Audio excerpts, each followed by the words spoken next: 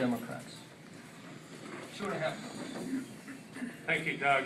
Thank you to the PCNR for hosting this debate. Thank you all for coming out tonight. My name is Lee Erickson, and I'm running for Phillipstown Supervisor. Many of you know me. I'm a husband, father of 2. I run a small woodworking business right here in Phillipstown, where I've lived my whole life. And I believe that everyone's opinion is important. That's how 2 years ago I helped successfully organize the Citizens of Phillipstown organization. We were able to compel the current administration to change or amend portions of the zoning document to a more balanced zoning law that took into account all facets of our community.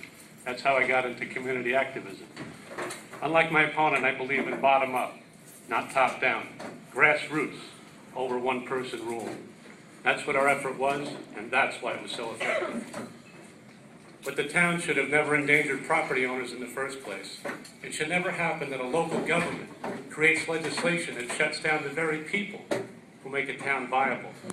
It should never happen that a local government should cater to the interests of one small group, to the near exclusion of the rest of the community. That's why I decided to run for office. My opponent will hang his hat here today on what he believes are his 2 greatest strengths: experience and education. Look at where that has gotten us. A failed New York State Comptroller's audit, no economic growth plan for the future. A contingency budget ran into the ground, incapacitating our highway department, alienating a large portion of our volunteer fire and emergency service personnel with a flawed study that sits on a shelf with a weapons law because it's campaign season. And most disappointingly, a level of arrogance that has divided us from our county government, as well as fractured us as a community. That's how my opponent earned the title, King Richard. The type of experience and education that my opponent brags about is what breaks down the fabric of Phillipstown and our local government.